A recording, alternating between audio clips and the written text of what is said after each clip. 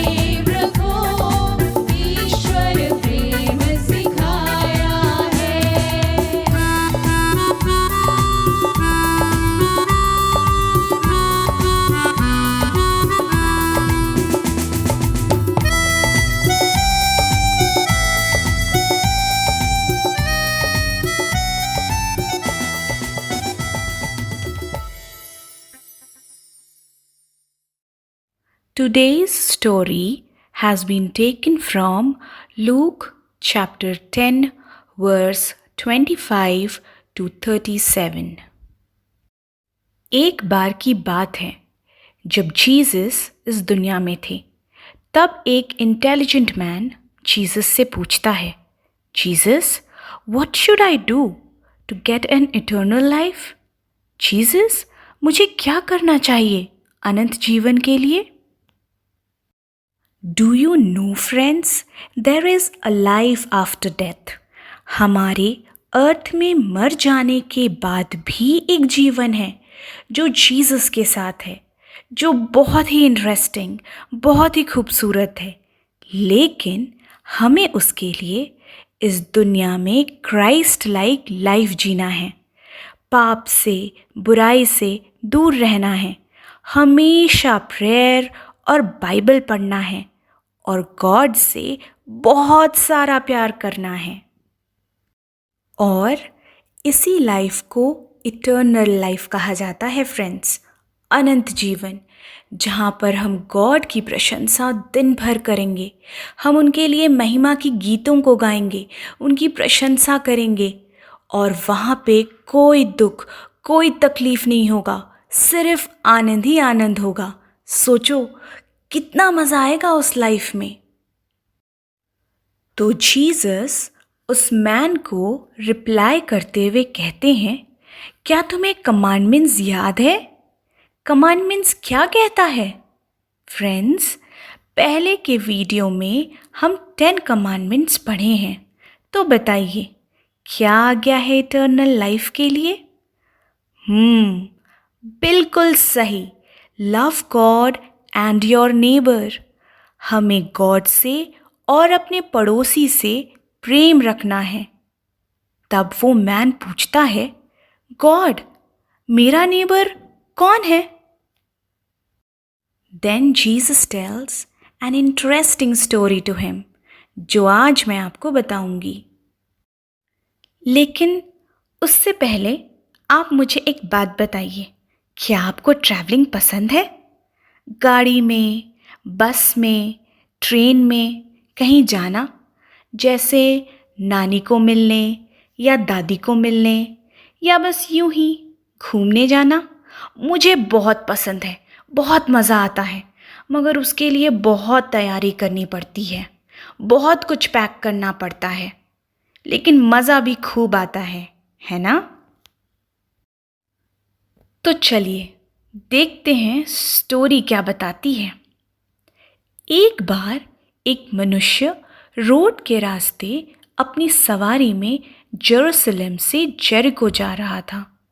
कुछ 25 किलोमीटर का रास्ता तय करना था उसको, और उसके रास्ते में कुछ भी नहीं था।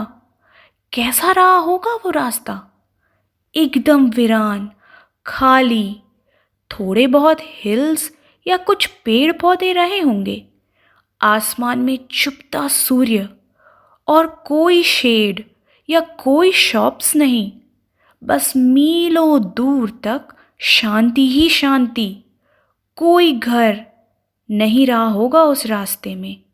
शायद बहुत गर्मी, बहुत धूप रही होगी और ये बेचारा अकेले अपनी सवारी में जा रहा था।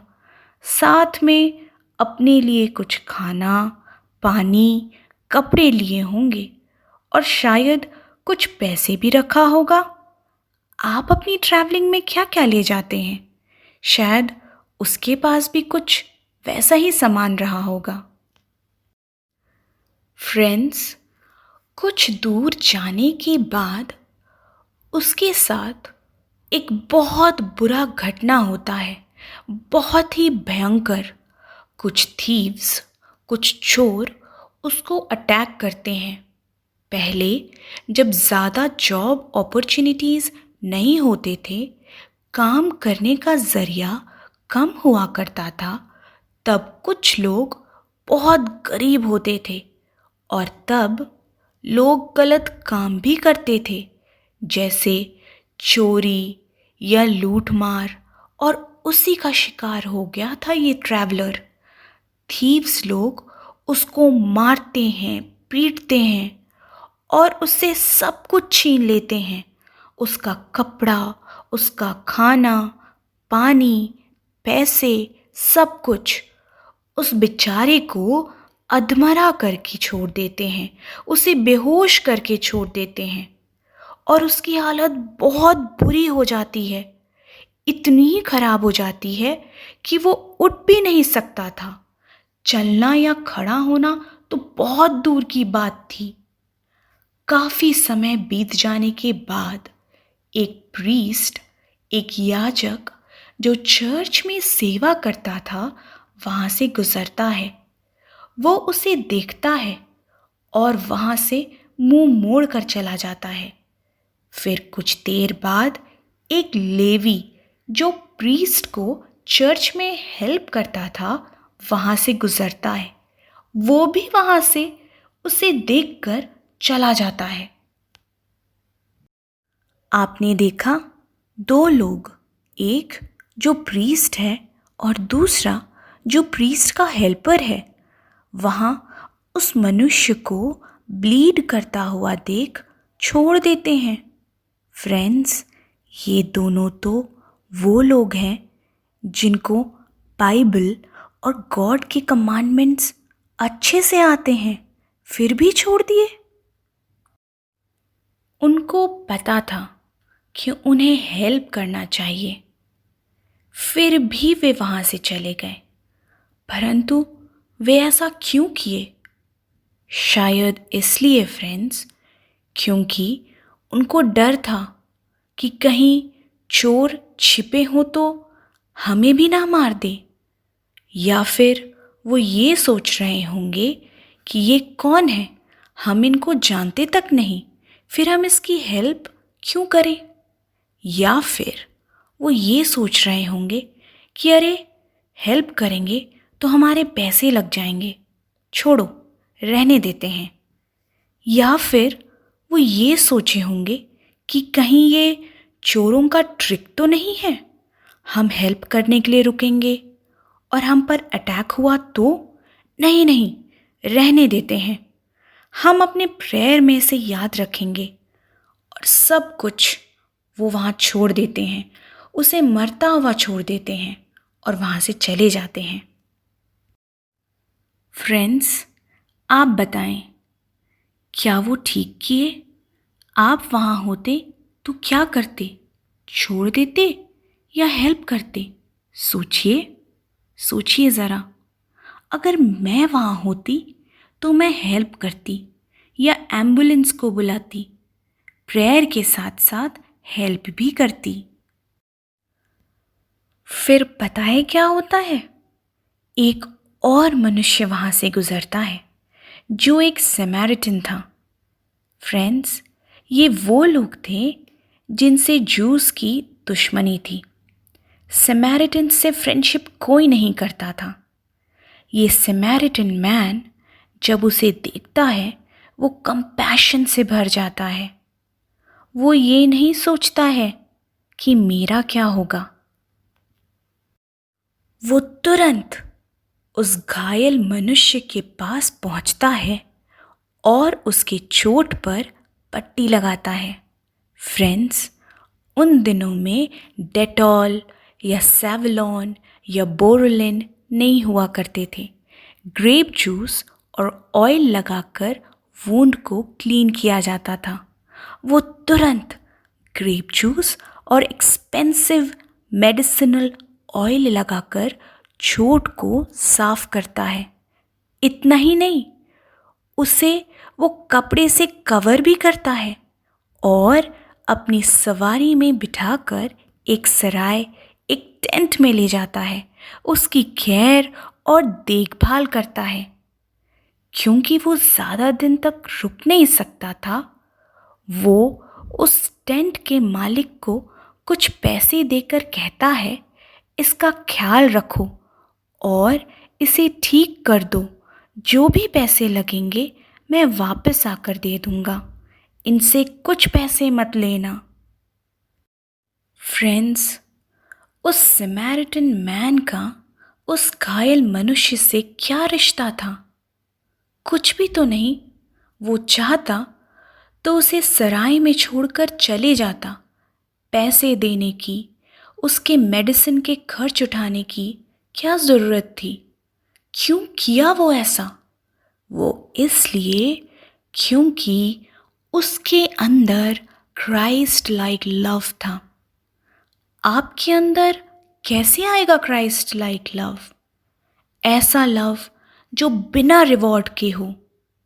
ये लव तो प्रेयर में जीसस से मांगने पर आता है। जब आप प्रेयर में बोलेंगे, God I want to love others as you love them. फिर जीसस उस मैन से बोलते हैं, तो बताओ इस स्टोरी में अच्छा नेबर कौन है? तो वो मैन बोलता है, ये तो बहुत सिंपल क्वेश्चन है जीसस। जो मर्सी और कंपैशन दिखाया वही है अच्छा नेबर। फिर जीसस बोलते हैं, हाँ, और अब से तुम भी ऐसा ही करोगे, सेम लव और कंपैशन दिखाओगे। तो फ्रेंड्स, नेबर सिर्फ वही नहीं है जो आपके घर के बगल में रहता है, परंतु वो भी आपका नेबर है जो आपके गाड़ी के बगल में ट्रैफिक में खड़ा रहता है। वो भी आपका नेबर है जो हॉस्पिटल में आपके बगल बैठकर डॉक्टर का इंतज़ार करता है। और वो भी आपका नेबर है जो स्कूल में आपके बगल बैठता है या असेंबली में आपके बगल खड़ा होता है। तो गॉड लाइक लव और एटीट्यूड बहुत ज़रूरी है इटर्नल लाइफ के लिए, अनंत जीवन के लिए। आपको सिर्फ अपने जानने वालों को नहीं बल्कि अपने सारे नेबर्स को लव और कंपैशन दिखाना है, हमेशा उनके लिए प्रेयर करना है, because you already know that you are beautiful and precious. So now let's read today's Bible verse which has been taken from Matthew chapter 7 verse 12. मैं आप सबों को इनकरेज करूँगी कि आप अपनी अपनी बाइबल ले लें और खोलें मत्ती chapter 7 verse 12. I will encourage you to repeat after me. आप मेरे पीछे बोलें। इस कारण जो कुछ तुम चाहते हो कि मनुष्य तुम्हारे साथ करे, तुम भी उनके साथ वैसा ही करो। Do to others whatever you would like them to do to you.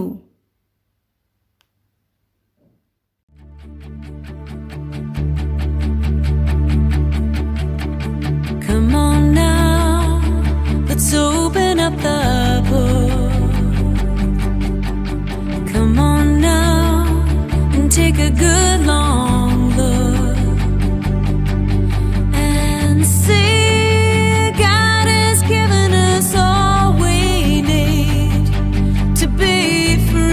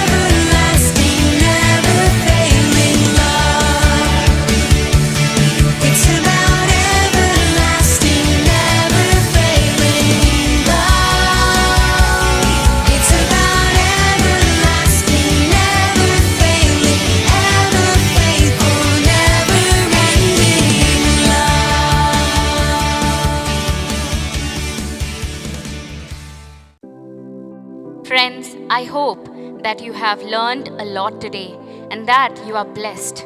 हमें आशा है कि आज आप लोग बहुत कुछ सीखे हैं और बहुत आशीष पाए हैं. So let's close the Sunday school with a word of prayer. आइए हम अपने hands fold करें और प्रार्थना करें. Thank you Jesus for helping us today, for guiding us today. Thank you Lord for being with us. Help us throughout the week. Help us throughout the day. And let your Holy Spirit guide us in whatever we do and wherever we go, and be with our families and friends as well. Thank you Holy Spirit once again. In Jesus' name we ask this prayer. Amen. Friends, we will meet next Sunday, same time, same day. So God bless you. Stay safe and stay protected. Study well. Bye-bye.